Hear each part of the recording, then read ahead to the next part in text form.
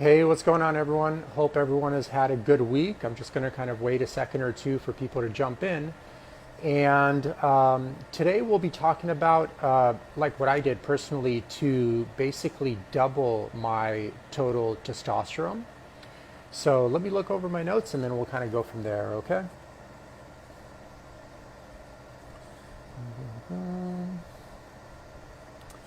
Okay, cool.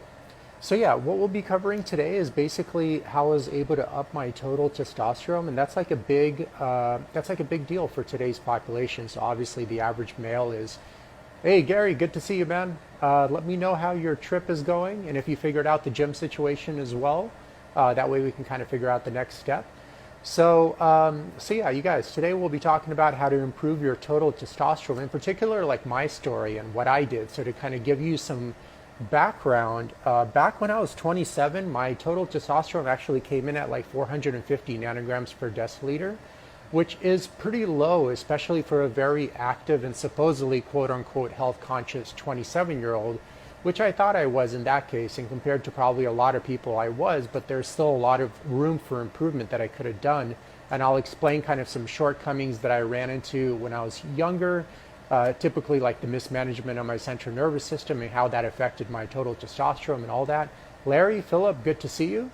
And so I actually had my blood work done like about a week ago. So I went to LabCorp, not Quest Labs. I usually do it through Quest Labs, but this time I went to LabCorp.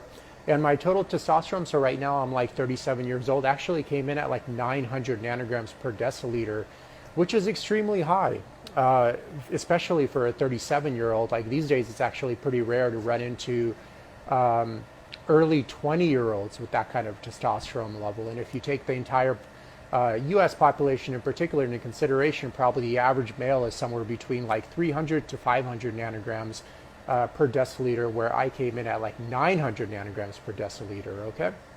So it wasn't always the case. Obviously, I mentioned at 27, I had my blood work done as well, and I came in at 450, which is basically pretty much like half of what I have now. But now I'm 10 years older, so you would think actually it would have gone down, but it actually has gone up. It's actually doubled since then. And of course, I had to change a tremendous amount of things, especially how I approach the world and my goals in life, and to cause that to happen. And that's what we're going to be going over in this video here. So in hopes, Jerry, good to see you. Joseph, good to see you as well. So in hopes of like helping anyone out there with low testosterone levels as well, kind of share what I worked. It did take a bit of work, and if you're looking for a quick fix, it's probably definitely not the video for you because it would require serious behavioral change. But if you're looking for real solutions, I'm going to give you exactly what's worked for me step by step here for the most part, or at least like a pretty solid summary of it. And that way you can kind of decide if the approach is right for you. So let's kind of go back in time and let's look at like what was I doing? I kind of graduated college a little bit on the later side. I think I was 25, approaching 26 or so.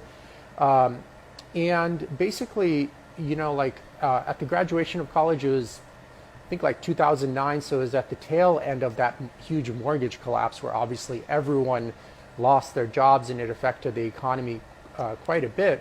And throughout college, I was actually already personal training, but just very part-time, maybe 5 hours, 10 hours a week, like nothing crazy at all.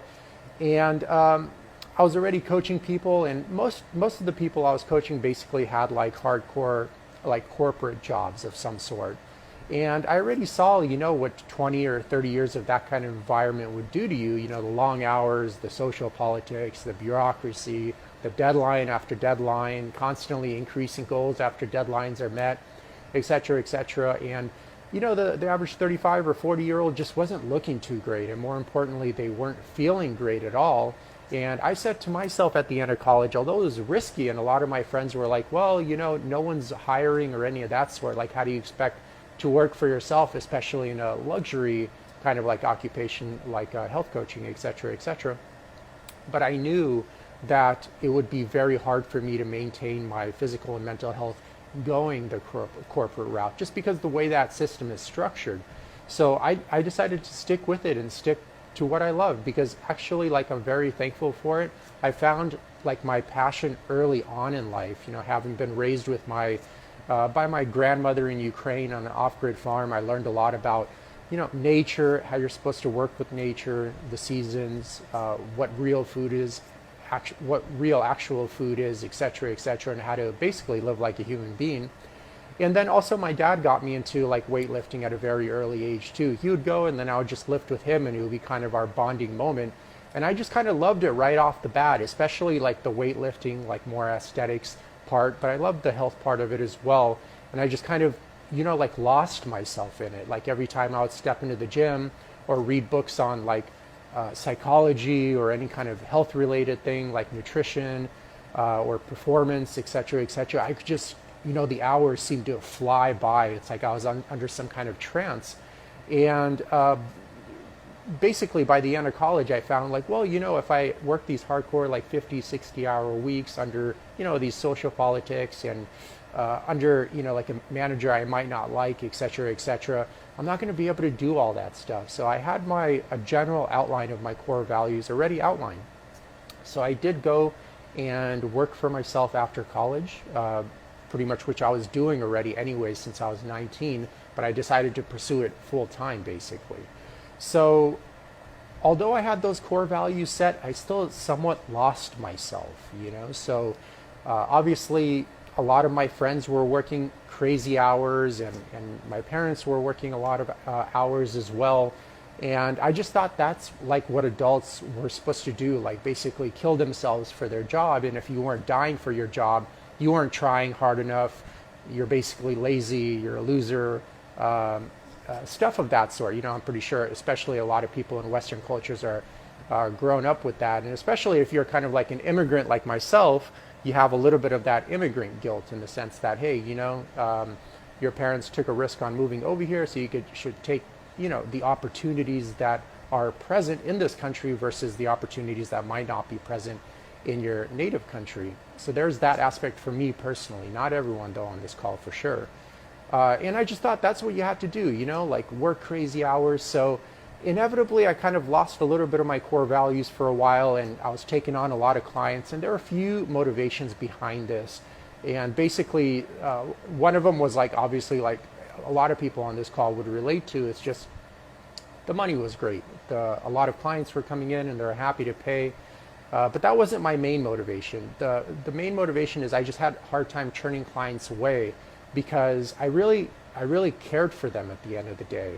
And I knew, although there are practitioners out there, it would be rare to find someone as caring and involved and invested in their well-being as myself. Just speaking the truth here, I mean, I've, went out and hired a bunch of health professionals too. And a lot of them are just like very overworked, like especially in the medical community. You can see it in their behavior. They're just seeing you for like 5-10 minutes. They quickly read over some charts. If you ask any questions, just like quick to the point answers. They really don't sit down and get to know you, and don't sit down and get to know the personality and the behavior that might have led to issue ABC, whatever you're visiting them for.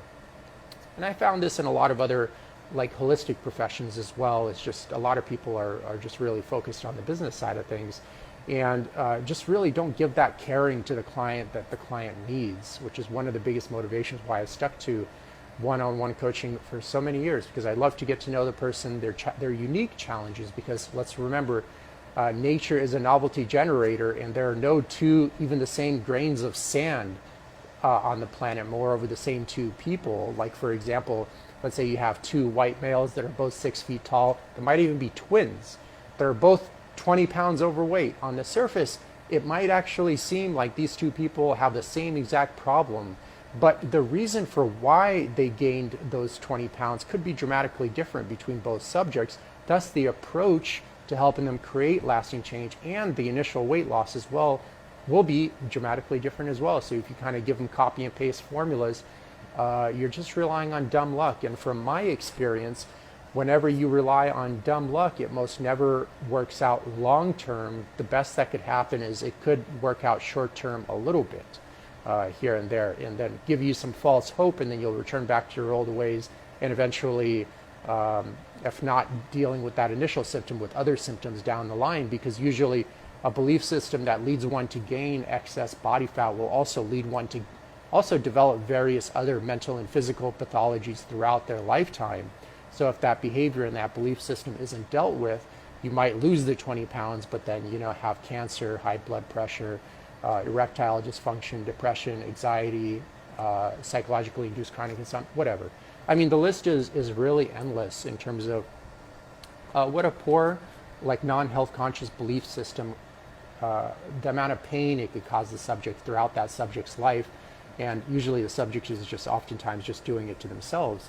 So not going on a tangent too much, I basically, lost my way, and I started working pretty crazy hours, kind of basically started prostituting myself and giving up on my core values and my identity and letting the world change me, because I foolishly and naively just looked over my shoulder and saw that everyone was working very hard and basically sacrificing their mental and physical health. So I just thought that was the adult thing to do, and I was like very, very stupid on my part, and I'll never make that mistake ever again in my life. But what happened is, after like a few years of doing that, I think it was like 2 or 3 years or so, I wasn't feeling great. I always felt like very tired. I never, like I mentioned, I loved working out, and the one thing that sucked with having a very busy schedule is you're like on the clock. And I only had sometimes like an hour break to get my workout in. But a thorough workout, especially with the pre-workout routine that you need to do in terms of warming up, and the post-workout routine in terms of stretching out like tight muscle groups, for example, you need like a good hour and a half, you know what I mean? And then you want to eat a good meal, for example, afterwards, take a shower, and then get ready for the second half of the day. So really you need about like 2 hours or so if you don't want to feel super rushed and like you have a knife to your throat, for example. So I wasn't getting that. And like I said, after a while, I just started not feeling too great. I started developing some anxiety issues. And those were already my body's like many cries for help. And oftentimes a lot of people get these various cries for help, but they just ignore it and numb it out through various medical drugs. So it's like, when you feel depressed, when you feel anxious, when you're having like pain in your elbow, that's your body's way, your soul's way of crying out for you that something is very wrong. And you need to explore that more instead of just numbing it out with medical drugs or just ignoring it altogether and stuff of that sort. So obviously when you're super anxious, my sleep wasn't that great either, because I was trying to like catch up on stuff, and basically I wasn't being a true health professional. And I looked very muscular, still, but I was basically just kind of like a very sick and overworked, fit-looking person. So there's that aspect. And after a while, I was kind of showing up to work, not feeling too great, always anxious, etc., etc.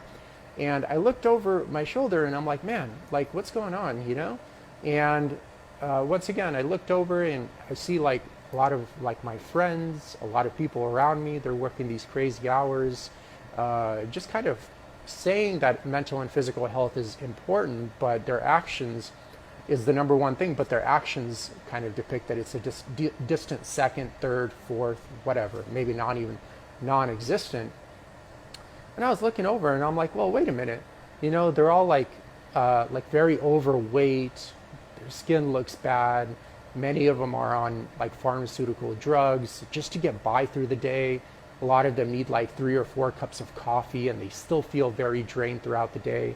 They're just not looking great, they're not feeling great, and they're just not happy. And I'm like, why am I trying to replicate that process, So I kind of went back and touched with my, the soul and spirit, and just lived close to my core values. So remember, at that point, I was at like 450 nanograms of deciliter for my total testosterone, and which is very low for like a 27, 26-year-old, especially being health conscious. And basically I made some changes, and it took a while, and it mainly required me to change a lot of aspects of my type A personality. And I'm going to go over that today in hopes of some of it helping you guys, okay? So, boom, boom, let me look over my notes here. So I guess the most important thing to start off with is understanding how the central nervous system ideally has evolved to function, and then learning how to replicate that in the real world environment, which is going to be very, very challenging for a lot of people, especially people that are very like hardcore plugged into the matrix. I'm not saying it's impossible. It's not impossible, but it's just very challenging. So let's start with kind of defining how ideally the central nervous system has evolved to function. And we can best do that by looking at how hunter-gatherers lived throughout their life. So, 10,000 years ago, the domestication of crops and animals began, but before that, we're just basically nomadic hunters and gatherers. So, and even obviously looking at the 28 plus human species that have come and gone throughout the 2 million years of human evolution, they're hunter-gatherers as well, okay? So you have to look at their environment and how time has allowed the central nervous system to ideally function. So ideally, the perfect situation you would find yourself at is, let's say you're in a hunter-gatherer tribe. So let's say you're somewhere where I'm from, like Moldova and Ukraine, and you go out with your group, 15, 20 guys, and you go hunt a mammoth. So obviously it's very stressful to hunt this huge, dangerous animal, and you might lose like one person, or one person might get seriously injured, etc., etc. But after hunting this mammoth and killing it, especially during the winter, you're pretty much set to go for quite a while. Okay, so once again, there's a peak of intense stress for, let's say, the shuffle lasts around like 30 minutes or so, and then valleys of nothing going on for long periods of time. So basically, in between those dangerous hunts, what are you doing? You're hanging out, in the forest. You're getting sunlight all day. You're eating just wild animals, wild crops, wild fish. You're just hanging out with your tribe. You have a sense of community. You're resting a lot. You're not sitting at a computer. You're just laying down, etc., or walking around having low intensity dynamic movement. You're getting exposure to the elements and the seasons as well. And then after a while, a hunt comes around again. You have that spike in stress as well, and that is the ideal situation of how the human central nervous system has evolved to function. However, and this is kind of what gets a lot of people, is the human central nervous system hasn't evolved well to function with micro stresses. Those stresses that people oftentimes downplay a tremendous amount. So like being in traffic provides a lot of micro stresses. Drinking too much coffee provides a lot of micro stresses on your body. Dealing with a boss you don't like could provide actually a macro stress or a micro stress as well. Dealing with coworkers you don't like, especially when you're at the job 8 hours a day and there's some kind of disconnect or discrepancy between communication styles or something of that sort, causes a tremendous amount of micro stresses. And then an inflammatory diet causes micro stresses in your body as well. Deadline after deadline, not living in tandem or reflective of your core values causes a lot of micro stresses. And that's kind of like how the average person lives today, and they kind of downplay it like, oh, at least I'm not getting mugged or something like that. And true, getting mugged will provide a lot of stress, but also downplaying those micro stresses not important is what's actually killing you, because those micro stresses are what your central nervous system can't handle well. So it erodes, your immune system goes down the drain, and then obviously as your immune system doesn't function optimally, you can't have optimal health, so it starts eroding your health. So the ideal situation would be to kind of reflect more of that peak stress, for example, a hunt, followed by valleys of nothing going on. And that's what I ended up replicating in my daily schedule. So I went from working 6 days a week in person, and this took a while. It didn't happen overnight, okay? Some people could go cold turkey, but what I did is I just did a gradual transition into a 3-day-a-week work week. And usually, actually, it's more like 2 days, so I would typically work remotely as well. I'm 100% remote. I would typically work half of Monday, all of Tuesday, and then half of Wednesday. And then I would spend about a day or two on continued education, and then the rest of the week on spending time with my partner, just relaxing, etc., going to the steam room, all of that stuff, okay? Or attending to any hobbies like I feel I need at that time in my life. So right now I'm learning a lot about bushcrafting, wilderness survival, etc., just because I found it interesting. And I like balance in my life, and I like to not feel like I'm missing out on anything, because time goes by very, very quickly. And you want to make sure you're spending that time wisely on things you want to be doing in this short life of yours.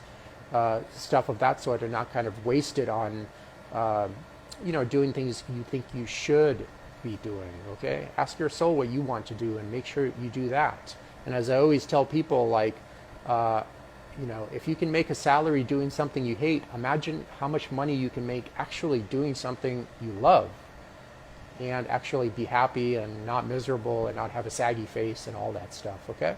So that's basically what I did in terms of transitioning into kind of more of that lax lifestyle. So what I would do, my daily schedule, roughly about 5 days a week, would be to get up at about 6 to 6:30 a.m., go work out. I kind of relax usually for 30 minutes on the first half of the day, then I go work out. And my workout usually is about 2 hours if you consider post-workout stretches and stuff of that sort. I get home and actually do the post-workout stretches here, typically in the sun also. So I stretch out in the sun, and then I meditate for about 20 minutes in the sun, when the season permits, of course. Luckily, there's a lot of sun where I'm at most of the year. So I double it up with doing this under the sun. That way, you can get the immune system boost of getting exposure to the sun while doing a meditative stretching session as well. So you can kind of get two things out of the way at one time. And basically, then on Monday, for example, I work for half the day, on Tuesday, the whole day, and then on Wednesday for half the day. And then usually in between work, I'm just kind of lounging around. I, lay down on the floor, I lay down in bed, I go for walks, etc. Just kind of like what Amazon tribesmen would do. They go for a hunt early in the morning, obviously, because, the animals start coming out when the sun starts coming out. And then they finish the hunt, and then they might do some tasks in their tribe or whichever, and then they mostly just relax. And that's more representative of how your central nervous system has actually evolved optimally to function. And remember, testosterone it's kind of like a resting reproductive hormone. It's produced in quantities when you're not in a stressed out state, and when you're not constantly bombarded with endless micro stresses, which are, I'm just going to be honest, very abundant, especially in a lot of different fields. But from what I saw when I was doing corporate health lectures, especially in the corporate environment, it's endless there. It's extremely hard to find a very healthy individual in a corporate environment. And you might be able to find 1 out of 30, and then basically the other 29 are like a complete mess. And the only reason they don't think they're a mess is because their standards have dropped so low. But if you give them an HAQ, if you take their blood work, if you just ask them about how they're doing, it's usually just very poor. And even a lot of studies on industrial psychology will easily prove that 75 to 80% of people that work a corporate job are just not only don't like the work, are actually like extremely miserable with the work, okay? Which is very scary, 80%, that's basically 8 out of 10 of your coworkers for the most part. So, and ironically, a lot of people get into those occupations for the biological safety of, like, a daddy figure giving you a paycheck and taking a lot of responsibility away from you, etc. But in turn, with a long enough time frame, because of that kind of disattachment from nature, from natural ways of living, from how you actually evolved to live, and also just that chronic micro stress environment, followed by also, with a lot of these environments, macro stresses as well, through neuroplasticity that causes an erosion of your physical body. And it's totally obvious. I mean, it's time to stop being delusional. You just walk into any office again, and you see very overweight, highly inflamed people. They're very haggard, tired. they're on 5 cups of coffee, they're on numerous pharmaceutical drugs just to get them by throughout the day. These are all signs that that system is failing and not serving the person's mental and physical health well at all. And it's, in my opinion, not worth the perception of safety that you get, although you can be fired at any time because you're very disposable and there'll be like another person that could happily take your spot in 2 seconds and repeat the same exact cycle that you went through, just working themselves to the ground and then boom, boot it out, and then a new guy comes in. Pretty sad existence, and I wouldn't recommend, the best health hack, in my opinion, is getting out of that environment as soon as you can, if you can, okay? And a lot of people can, it's just they keep themselves in there from one story or another, and they use excuses. And remember, a lot of times excuses provide an escape for a person, an escape, and that's something you would have to ask what you're escaping from. Okay, so creating that environment is going to be key, because if you're in a highly stressed out state, if you're working crazy hours, your body just doesn't have time to rest. And obviously cortisol is going to be produced in large amounts, and that's going to cause a dysregulation in your HPA axis, and that's going to have a detrimental effect on your total testosterone levels, which inevitably will give you like a less muscular physique. Some people say it lowers your confidence as well as your testosterone goes down. Your sex drive will definitely go down, etc., etc. So you have to ask yourself, what am I paying to live this way? What is it costing me to make this money, to do this, to do that, etc., etc.? There's always a cost. Okay. So now we know how the central nervous system works, ideally, optimally, and at least there we know how to actually re-engineer our lifestyle to match how that's supposed to work. Because you could, in some situations, take like a ball and try to shove it in a square shape, and maybe if you kind of really hammer it in there, it would go in there, but then it's all disformed and all fucked up. And that's kind of how people are.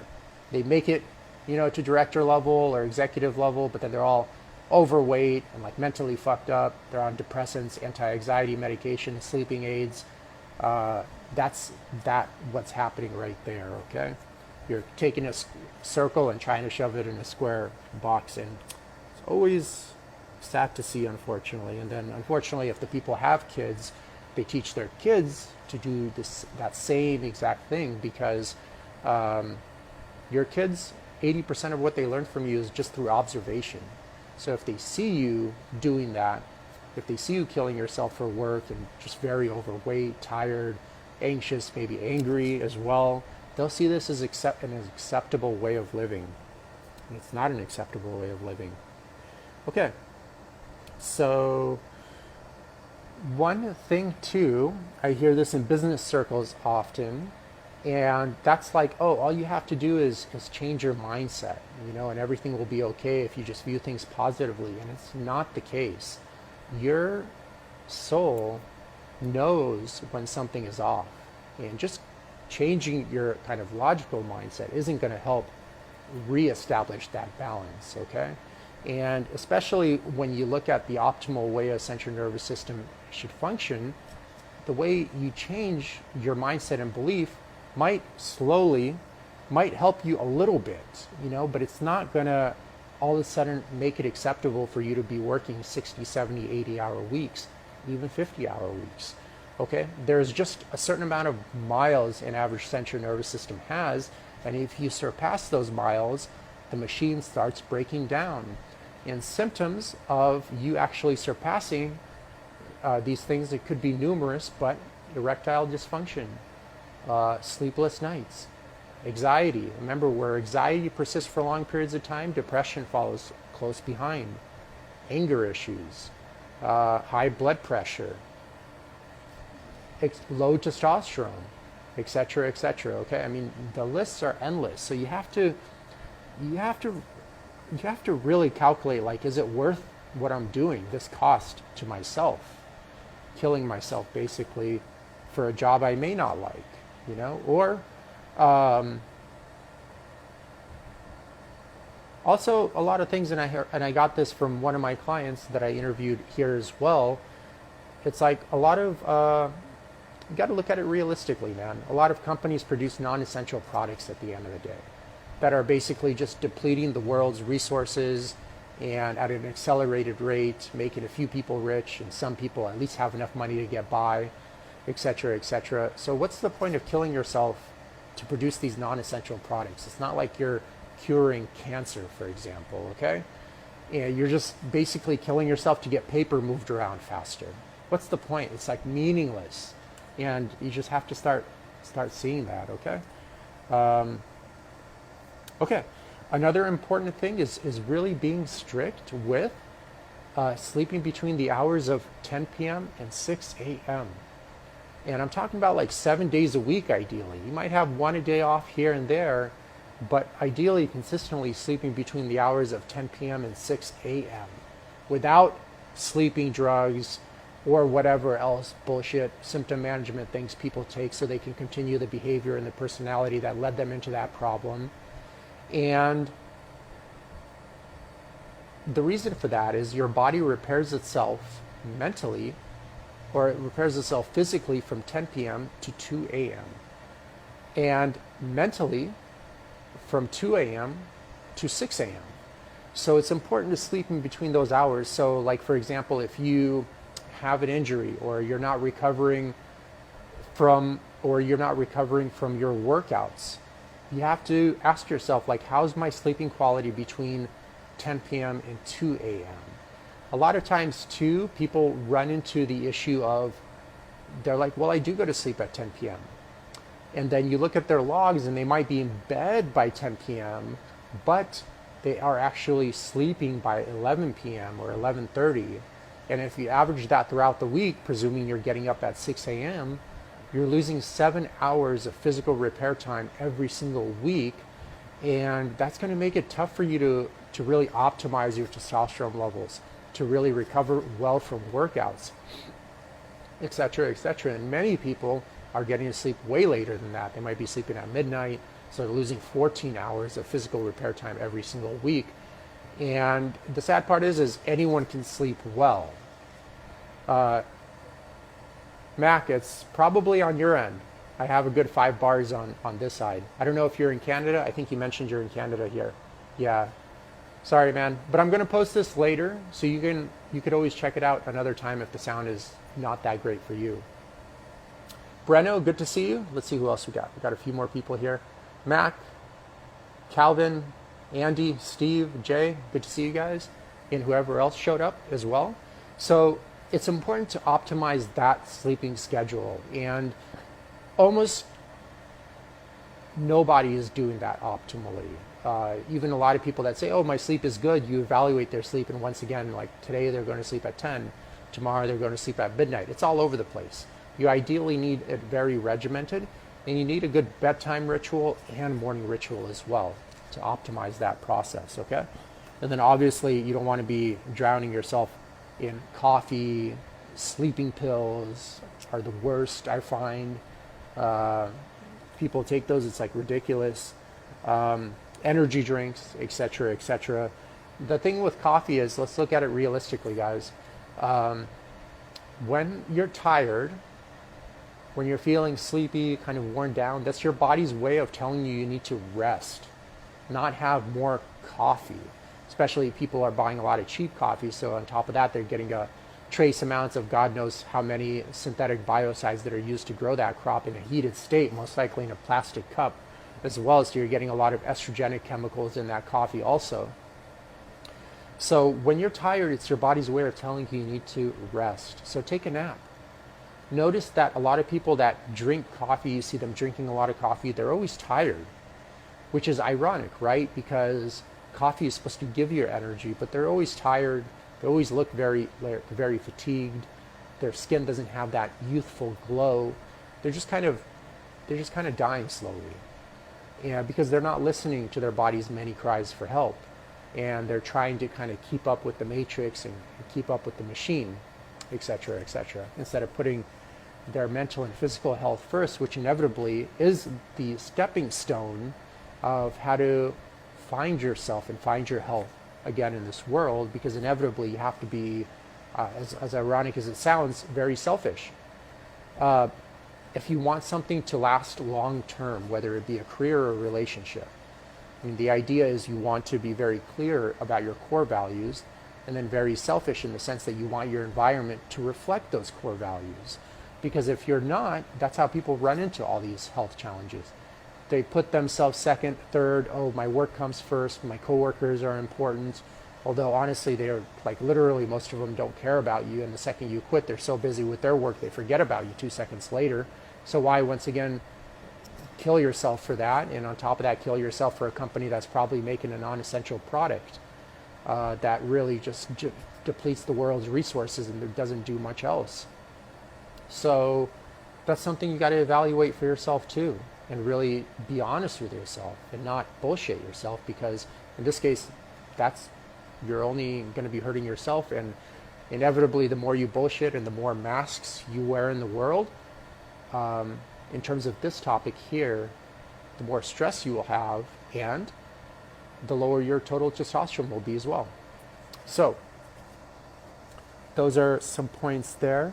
Obviously with diet, you guys know I covered the diet aspect in a lot of other videos.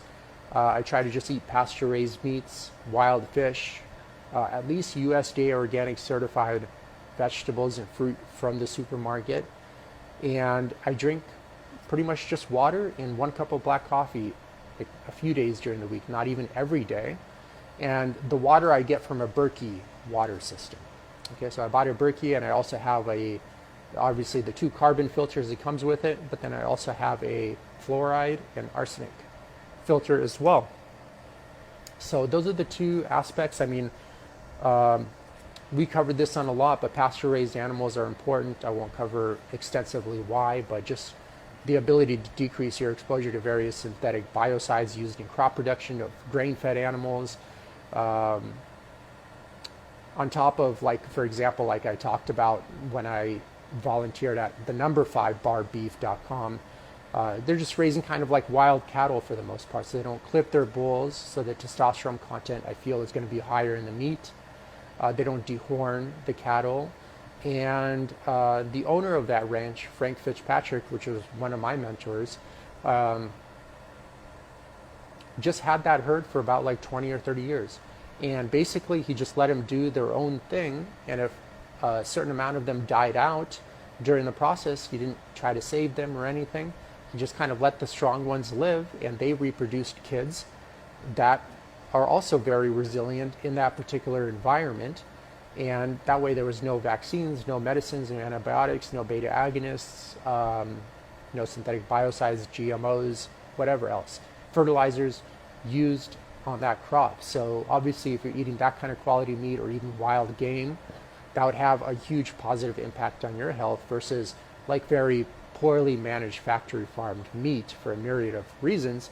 And if people can test this with me, I'll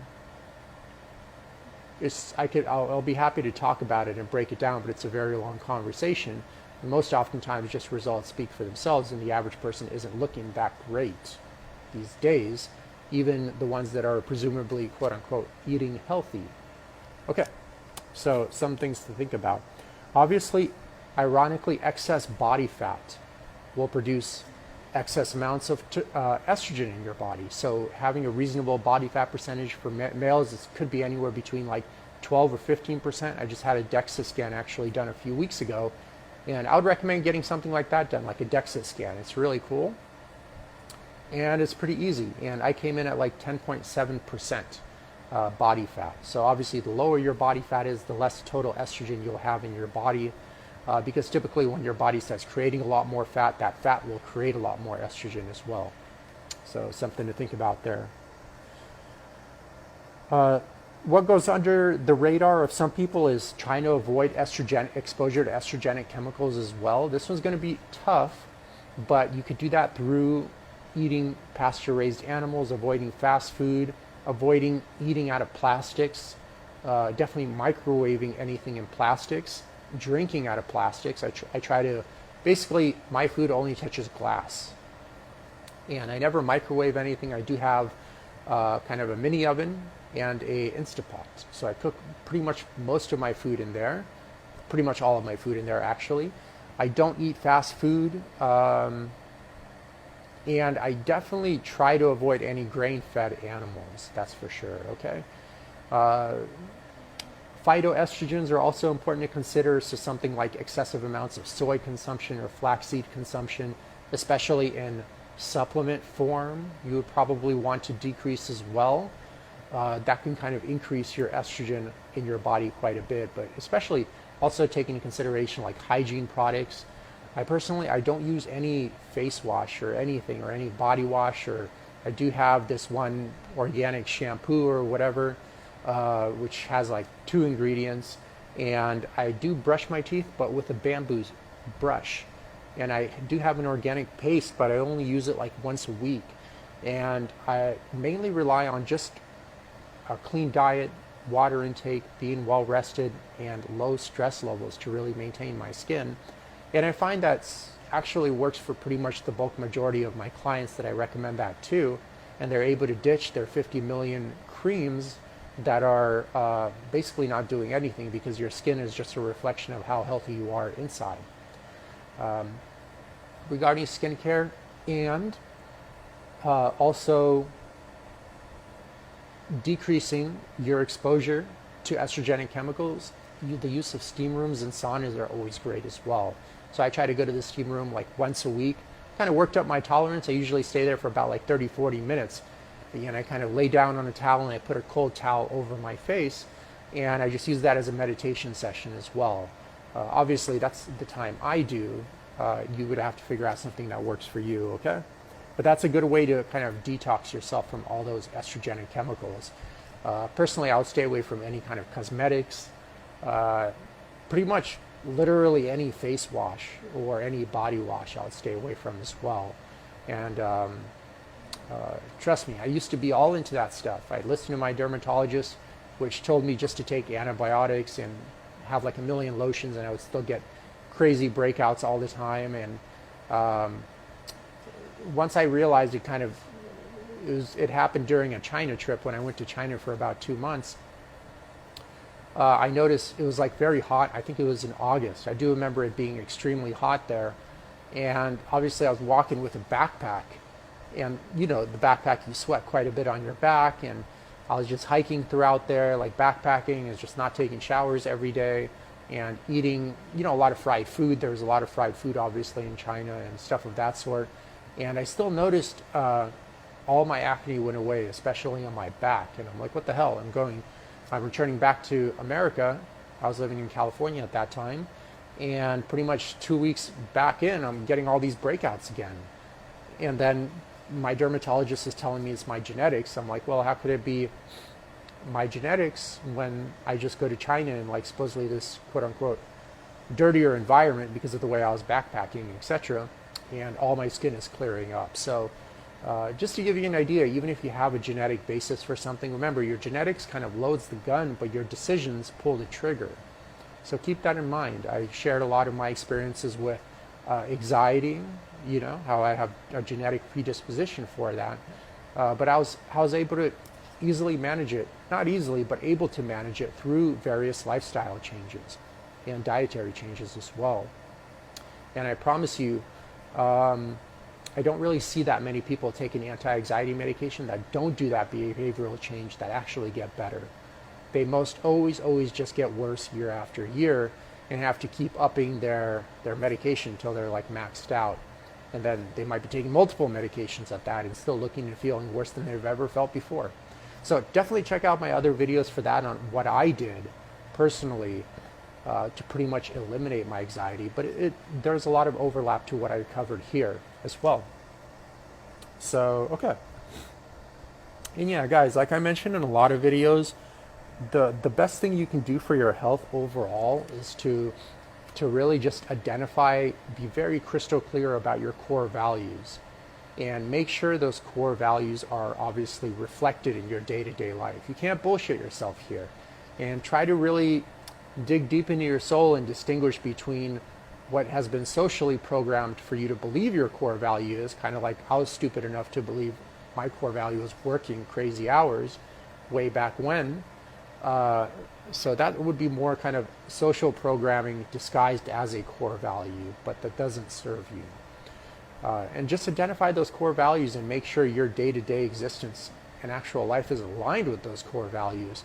Because the wider the gap, the more obesity, misery, and disease you will have in your life. Because a disconnect in your core values or not being clear about your core values will lead you into the wrong relationships, will lead you into the wrong occupations, or will also make you feel very empty inside, and will lead you also into the wrong friendships.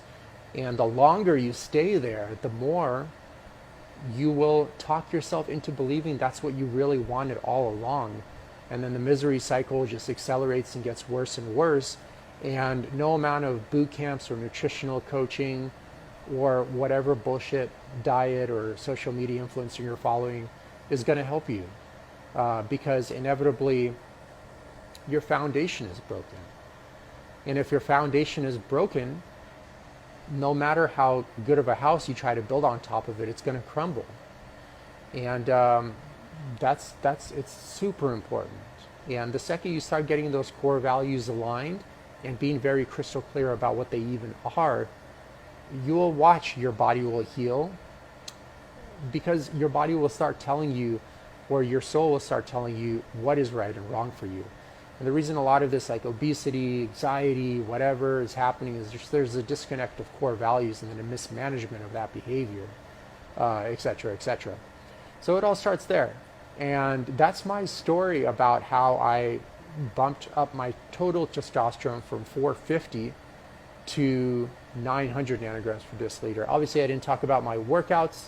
I'm not going to cover it too much here, but I try to do an undulating periodization type approach, and that has helped me balance intensity and recovery personally, and has also worked really well with a lot of my clients.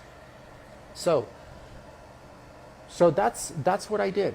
Would a lot of people do all this? No, they won't. Most people won't, but then that's why most people never get better. They just keep getting worse and less attractive and more obese year after year, and continue their cycle in the circus. And that's just on them. So the good thing is, guys, at the end of the day, like I always say, whatever's happening, you're doing it to yourself. And that's actually pretty powerful, because if you're doing it to yourself, you can stop doing it to yourself. And it's the weekend right now. So it's a good time to reflect and see if you want to keep continuing to do that to yourself the following week, and have the next 10 years of your life look like the past 10 years of your life, et cetera, et cetera. So totally up to you. It's always on you. And that's a good thing and a bad thing for some that don't want to take responsibility for that. Okay. All right, guys. Good to see everyone. And I hope everyone has a good weekend. Wishing everyone the best. Okay. All right, guys. Thanks for ever jumped in.